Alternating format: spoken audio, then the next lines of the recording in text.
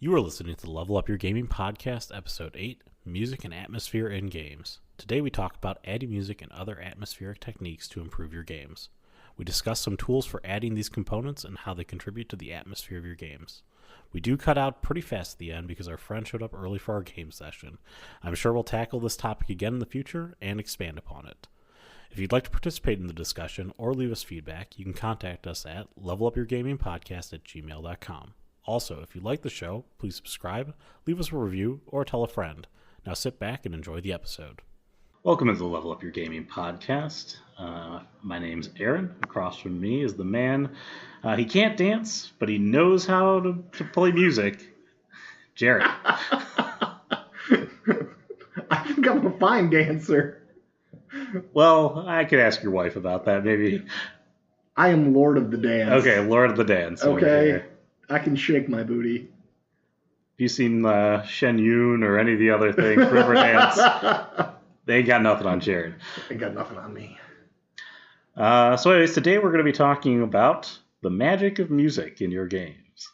And other topics of atmosphere. And other topics of atmosphere. We'll actually get to other things with atmosphere later on, but this is specifically incorporating music kind of into your game and doing that with atmosphere. But before we begin, if you'd like to support us, join in the conversation, talk with us, give us your feedback, you can contact us at levelupyourgamingpodcast@gmail.com. And if you like the podcast, go ahead and subscribe, like the podcast, review it well, please. Just do all those things. Tell a friend as well. Tell a friend. There we go. Tell a friend. Especially for you GMs out there that you're the main GM of your group, something that I'm very familiar with. Share this podcast with your players. It might be illuminating for them, might get them in the ring and have them start telling stories of their own. Yeah, it might inspire them to pick up the reins, take a little weight off your shoulders for a little bit. I mean, thank God that you've been doing that lately. We're doing the shared storytelling thing. It's fantastic. It's been going well. It's going well. It's been going amazing, in my personal opinion. It's given you a lot of time to really kind of, adjust and do stuff with your games. Today, I actually figured out what I'm doing with my next game, at least atmospherically. Coming to that point. Oh, okay. Atmospherically, while I was in the shower. Thank God. I was like, I need a new atmosphere. I needed to hit that edge again. Mm. So I finally came up with it. I was like, oh my God, it's amazing. Well, you figure it out. That's how it works. How you been doing, though? Still rough weeks at work, but, always the prayer that things will calm down. I hope all of our listeners are, they're having calm weeks. And if they're not, we'll all get through it together. Exactly. Yeah, same here. I just passed my stressful week, and you're still in a stressful circle. So. Everything went well with yours? Yes, after a crazy release at 2 a.m. in the morning. Oh.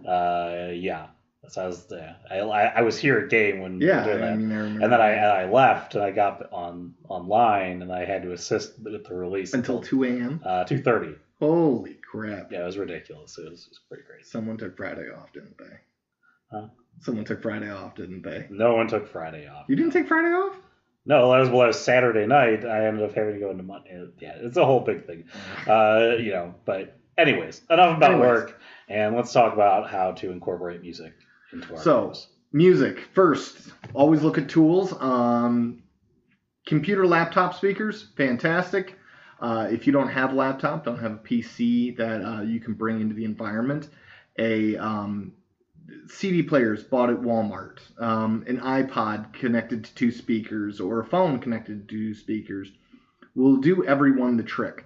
You don't need a whole lot of technology. You don't need a whole lot of expense to put this element into your games. And that's something, and trust me, the expense, even if you got to buy the $20 speakers, and I'm not saying that you need the what's the Boost one? The Boost. Or, you mean like the Beats? The Beats, there we go. Beats. Yeah, you don't need to have really good speakers. Laptop speakers are perfectly fine. They're perfectly fine. You can go ahead and you can get you can just play out of like a boombox, regular speakers, whatever you've got. It doesn't really matter at all, especially if your players are present there in the room with you. Especially if you're online, if you're using a software like Roll20 Roll20 offers music capability.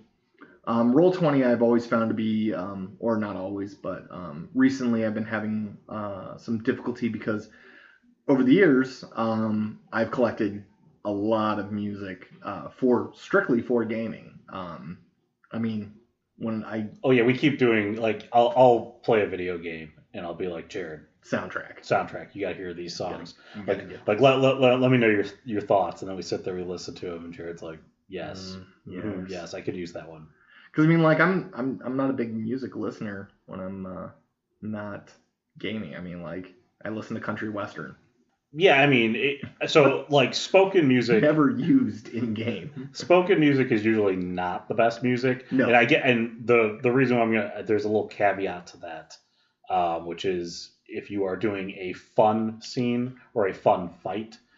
Jared mentioned this in our last podcast, but he talked about Black Betty being a song that he always used when he would do a fight, like, and it's a fun fight. It creates this kind of fun. The boys are back in town.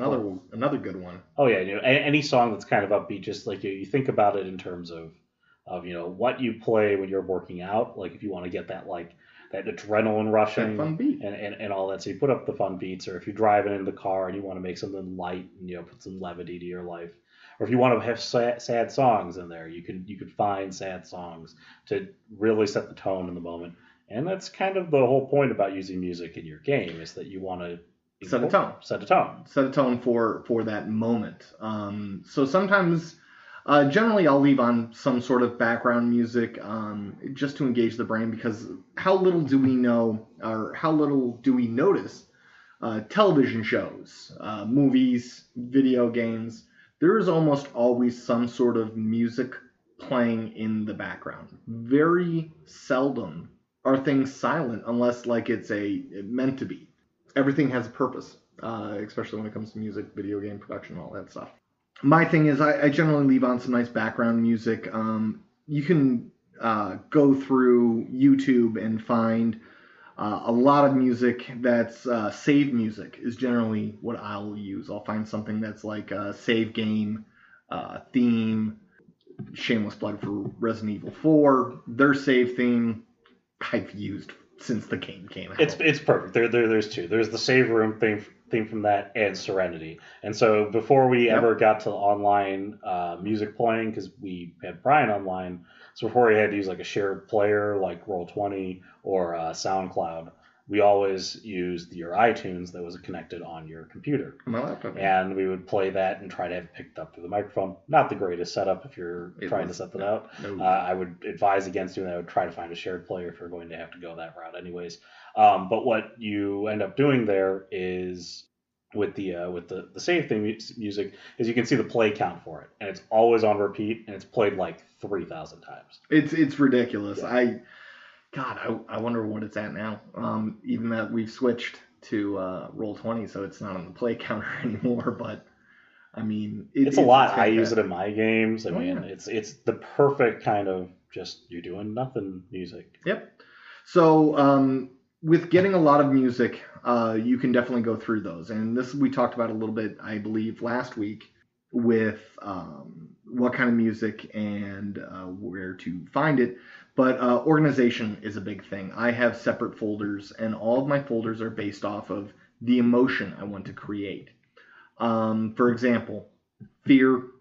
Aaron and all my players know very well that I love to do horror games.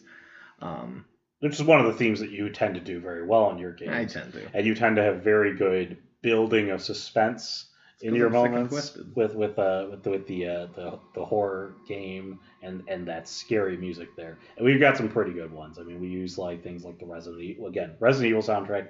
I'm going to shamelessly plug the Resident Evil 4 soundtrack because it's got a lot of really good stuff. It's fantastic. It's got just good general fight music, good scary music, good just kind of, hey, I'm doing nothing kind of music. Really, any of the Resident Evil games are pretty good, but you got something like that. So like you use like the Regenador theme. Oh, that's a great one. And then from if anybody's played Killer 7, we use a couple of songs from there. Taxidermy. Original Personality. Original Personality. Original I haven't taken Personality that is a one in. very, very creepy song, just the way it plays. It's only like a minute, and it loops just so well. It loops very, very well.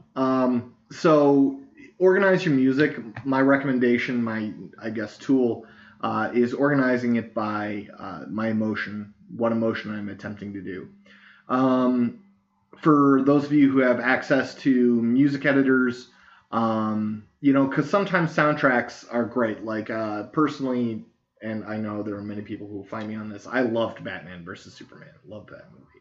Soundtrack of it was just immense, and there are great moments from it. But the problem is that there's great moments in that music, and then it moves into a second movement, and suddenly we go from like epic thunderous music to like light and twinkly because the scene changed in the movie.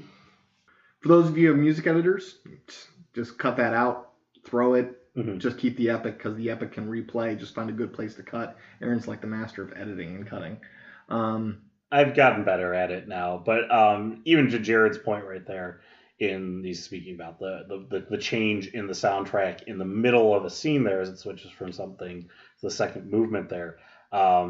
Just in general, rule of thumb I like to use when I'm doing games is every scene that you change the music. That's a good rule, and it also keeps the music from getting monotonous to your players, and they stop. It keeps them engaged. Something's always changing within the game. And so that way, like you're in the hospital, you're talking to the doctor, and then now you realize that the person who is in the hospital got in trouble, and so you have to go to the scene of the crime and investigate it. Well, okay, let's change to a more detective-y, investigative theme or whatnot. Something more suspenseful. Yeah.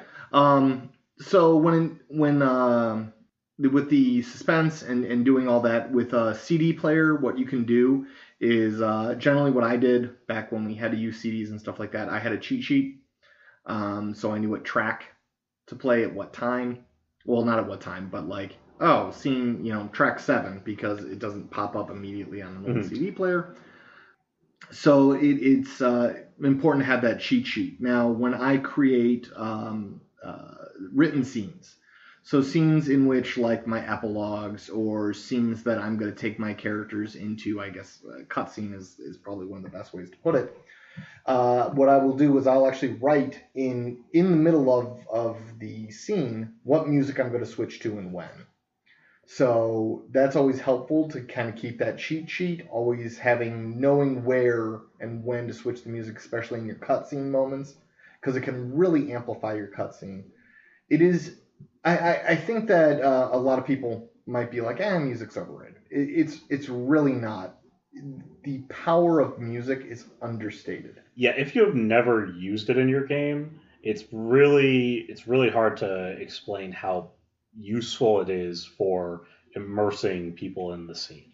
Okay, because we used to never use it when we were younger.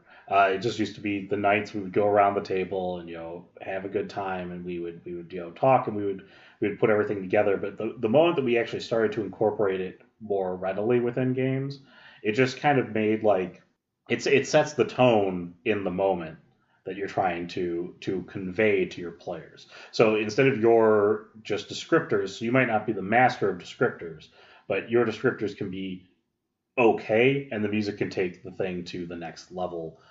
Bring it to shameless plug. Shameless plug. Yeah, we're leveling up your gaming here. Okay, so no, but the music can take the scene to the next level, literally. In that, even if your descriptors are mediocre, the music can convey the intensity of a scene or convey the seriousness of a scene. You really just set a tone with that music. And it's for those of you who might be hesitant or might not use it or might just, I don't know, leave a radio on. Really, it can, like Aaron said, augment a scene. It can also push your players in the direction that you kind of want them to go. For example, we had one game that involved East and West Berlin. It was set during the Cold War, and Aaron and Brian were given the choice of handing over an asset, a CIA asset, to the KGB, and I played this music, and it just, You played the Black Hawk Down theme, yeah, and then you had a moment where like he was being taken away. Like, there's nothing we could do at this point. Like, oh yeah, he was going to be taken, and there was to give you just a quick other background to this. He so we're playing a scene that's in the past that happens in World War II, but the original game is set in modern nights. So we're viewing what our fathers did in World War II, and the person was somebody who was very important in the future. Okay, so it was like you're watching the moment. He was the head of Pentex. Oh shit. Yes. So what we're doing is we're watching this person who we know is going to be like it's a moment where like you want to redeem the person and save him from the fate that he's going to have, and you played beautiful music. You played the Black Hawk Down music. Gore's attempts. Yeah, and it was like, I was like almost had tears in my eyes, like because I was like, it's like damn it, I can't let him go, but I can't do anything about it. Yep, that was a fateful moment. Fateful moment. It was then that I realized the power of music. At that point, I realized its true potential. And it's funny, as I've grown older and I've started to analyze, like things that I watch and ads on TV and stuff like that. It is amazing how the power of music. Look at the ASPCA commercial. I mean, it's sad to see puppies in cages, but when you got Sarah McLachlan playing "Wings of an Angel" on top of it, God, I mean, I don't care if you're Satan, you're gonna weep. If you've never seen that one, watch it. If you need a good cry, like I just need to cry a little bit, that'll help you out. Trust me. It's like reading instruction manuals to go to sleep. It'll be right there. But yeah, again, it's that setting of the tone and and again, play each song with purpose. Jared talked about organizing your music. Don't be so lost in your organization that you have to search for the right song. It's always a good idea to know, especially if you've planned a scene to happen at the end of something, to say like, this is the music I want to accompany that song, and then you have like your kind of good old standbys. Like you could choose from any one of these, and they would hit the tone in that moment. Yeah, and purposeful music selection is key. You can't just let it on repeat, because trust me, you'll get the, or not on repeat, but on random, because you'll get the you're trying to convey something sad, and then I don't know, something. Oh yeah, no, you jump can't, around. You can't have random music. You want to always have the song on repeat. Something that's very repeat is key. Yeah, repeat is key, so you don't have to restart the song as you go through it. If you are in a situation where you can't use Roll20, Roll20 already has this solved. We temporarily use like SoundCloud to do this, where I was able to give the players a link, and they were able to play it while I'm playing the song, and so they can listen to it on repeat, and it would not, and so they'd be sharing like the moment with us. Right, and it is so key, especially if you have players that are out of town, overseas, and stuff like that.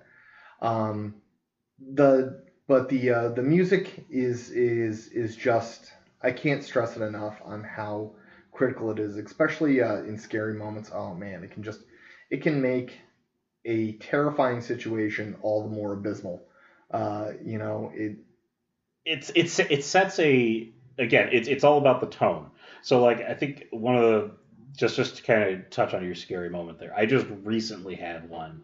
There's a little bit of a botch in it in terms of where I paused the moment on it, but I built it up appropriately, essentially, which is I had you hook, line, and sinker. I had you from a regular kind of song, and then like as you were kind of sitting there, like I've changed the tone of the songs to something new, and so there's a little bit of like fear in the situation, and like a little bit of the unknown going on here, and I kept making the NPCs do very weird things that kept freaking you guys out. This is when you guys were on the hills with the two conspiracy theorists. Okay, and then it's terrible. And so I started playing very scary music. Okay, so the situation itself is you're on a dark hill, no lights. Okay, you're in a van. There's like 6 of you. pitch black. All you got is like the light of the stars on top of you and like the moon and whatnot. It's a bitter cold night, and these guys are acting like jackasses. They're not actually acting appropriate to the scene, but the music in the background is scary. So all the players have this anticipation something is coming. Oh god, it was great. That was a great scene. You really did well on that one because at that point, that's when the wolf jumped out. Or there was I turned my flashlight, and that's when you ended the game. You ended it right when I turned my flashlight, and you were like, and that's it for the night. And I was like, no, I need to know what's at the end of the beam. Suspenseful endings, huge, huge to get your players to want to come back. So I guess that's a rando thought out there. Just like end on a suspenseful note. No, see, brought it back to music. Other things on atmosphere though that I do want to touch on. I know that many storytellers out there will try to use props to augment a scene. I guess for some people they work. For me, I've been in games where several props have been shared, but I never really gotten anything out of them. I would recommend, unless the prop is functional, for example, like a report that I can read that will help me solve my mystery, or informational in some aspect, I would not recommend utilizing your time and or money on props. I have found that they just add little substance and they're really a money pit. I had seen they look cool and you think that they're going to be cool and you're like, oh man, this is going to be awesome. Like I saw on this one website, they offer a whole bunch of props for games, pre-gen, pre-created games. And I mean, like one of these prop kits was like $292. I mean, it's cool. They've got this, they've got that. But, as I've seen props in the past, I was like, the cost just isn't worth the benefit. Your players might even get disengaged with the story by focusing on how cool your prop is. I would shy away from props to adding to atmosphere. I guess I just don't want you all to fall into a pit that I for a long time had thought like, oh, this would be so cool, and it doesn't. It's a distraction in point of fact, and I guess I'm advising you away from that. Yeah, I mean, I guess those are all kind of rules and things that you would not want to do in a game. Maybe we could have maybe we could touch deeper on those in another podcast. Don'ts. Like we would not, or we would not suggest. We wouldn't recommend. We wouldn't recommend. You could, but I wouldn't recommend it. You could do this, but I guess for a should, lighting. Lighting can be used inside of your home. Whether or not you have adjustable lighting in your house, dimming the lights in a scary scene can really create something. Now, I don't recommend getting up from the table in the middle of the session. Do it at a natural time where there's a break. Because your immersiveness there is that you don't want to break the immersion, especially if you've built up a scene. You don't want to end up in a situation where you're like, okay, now give me a moment, and then then you go lower the lights, and then it's like you've lost the moment. Really, you've thrown away everything you built up there, which is why when you're building up for a scary scene, you're building up for a suspenseful thing, and your players are hanging on your every word, and you see it, and the music is playing, and you're crescendoing to the moment. Boom! Then you want to be like, okay, well now let me go grab the prop I need, or let me go turn down the light. Let me go turn on the lights. But the thing is it's a bit of foreshadowing. I thought about it many times. I think I've implemented it maybe once with the lighting, but I think it'd be very cool to do one by candlelight. You don't want to blind your players or anything like that with no candles. We really can't do it because we have somebody online who would just see darkness, and I see darkness, which wouldn't be that's John Cash song for those of you who are wondering what the heck that reference was. Love John Cash. But yeah, I just wanted to touch on the other items of atmosphere, lighting, you know, one of the things that with atmosphere that sometimes I'll say that for the don'ts. I'll save it for a don'ts thing. Don't. We'll bring that into a don'ts conversation. But I mean, so we touched on music. You touched on props. We touched on lighting. It's really hard to incorporate all the senses into it. Oh yeah. But atmosphere is a lot about describing the situation that's happening to your players and immersing them into it. It's like reading a good book. You really gotta give them the details to get them there. And don't think that you have to do like Matt Mercer type descriptions. Okay, he's a very well trained and well practiced, Well produced. well practiced too. Oh God, I mean, like the guy does voice things.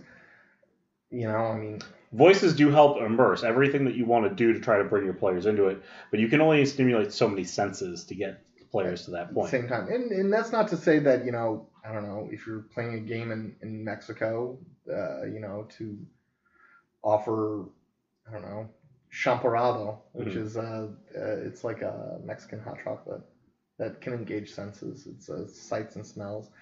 Speaking of sights and smells, back I guess to music. I did want to touch on the other things momentarily, but sound effects such as cities, taverns. It's fantastic to find ambiance sound effects. It works out really great. I will caution you from having, for example, the city sound effect. I've always loved it. The honking of the horn. Do not play that for too long. It will grind on your players a little bit. The hearing of the honk honk. Well, sound effects are more about playing one time or twice. It's really about giving them the moment of like, oh, we've changed into this situation here.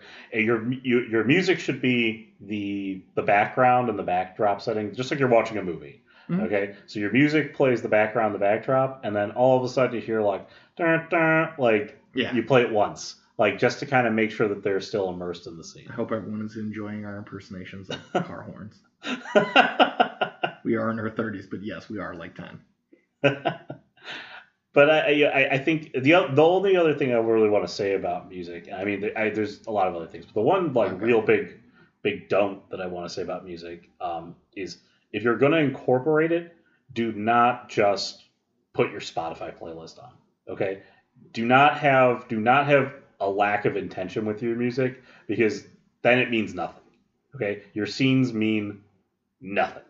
Okay, I mean like your scenes actually become more goofy in a situation. It's chaotic. It just distracts the player, and it kills. And you can't hit the forward button fast enough. You can't, because I mean, the minute that I'm supposed to be having this emotional moment, somebody is dying. Oh my God!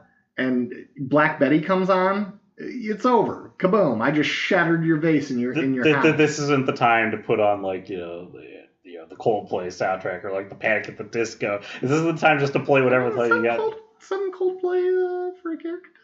Oh, I'm not saying that it might not have its place. I'm just saying that you shouldn't have it just playing in the background. Yeah, I know. But with music, the other thing that I did want to hit upon is timing. This is for really advanced stuff. You might be able to pull this off once, maybe twice during a game. I wouldn't try fitting it into your maintenance schedule every freaking week, because it is very hard to do. For this, if you live with somebody, for the love of God, make sure that you have headphones in. God bless my wife, because to do this, it takes time. It takes a lot of time. So, for example, what I will do was I will actually put in for my narrative scenes, those cut scenes, I will actually sit there and time out my music to hit certain points in the dialogue. I'll put little indicators in my notes about what music's in the music, what's coming up, like when the crescendo is about to hit. I'll for an example, like I'll put you'll hear two loud bass lines, and then it's kind of my indicator that do I need to speed up or slow down. What I can also do is modify the speed of my narratives by adding more description, more words that will increase the time to make sure that the moment, the narrative, the dialogue crescendo matches the musical crescendo. It is a very powerful instrument. You will come off to your players like a magician. I believe that actually you looked at me one time and said, "Did you time that?" And the answer is yes, I did. I sat there with a set of headphones on for hours. Probably I think a good timed narrative will most likely take you 2 to 2.5 hours to time out, and you're playing it on repeat all the time. You're playing it on repeat, and that's why I recommend the headphones if you live with anybody. Well, I mean, you've used the music in so many different situations that have worked out with such big impact. I think aside from playing it there in Elders, which is where that scene we talked about earlier came from with the Black Hawk Down theme, you actually timed it in with the epilogue. The epilogue is an example of when you timed the music. I timed it all to what you were talking about, and it had it was almost like you were singing notes behind hitting moments there. And I will do a thing where we record the epilogue with the music. I hope that it's license free. It's not license free. Okay, maybe we won't do that. I'm pretty sure I don't know. We'd have to check to see if I don't know how long copyrights last. Well, we'll take a look at it. We might record it with the epilogue, episode. But I mean, it's the way that you did it was just really, really special. In a way, and it's not just because the epilogue contained all this stuff we did. The music made it feel like it just made you like you had finished watching a great movie and you're watching the credits roll and you're seeing the little blips and blurbs, it's like you're watching the epilogue in the movie. And that's the thing, and that's what you were talking about. Specific music usage. It takes a long time to develop music. That's why it's great to organize it, folder it, keep it organized and foldered. But also to experiment and look for new music out there. I myself actually just kind of got on Spotify because of this podcast. I never used it, and it does this recommendations sort of thing. So I have started putting a lot of my music that I've wanted to incorporate in games into there in hopes of discovering something new. For example, Spotify, you will not find any country western. No Tim McGraw, not a single song on my Spotify. Interesting. Because I want to find gaming music. That makes sense. I want to explore gaming music, I want more.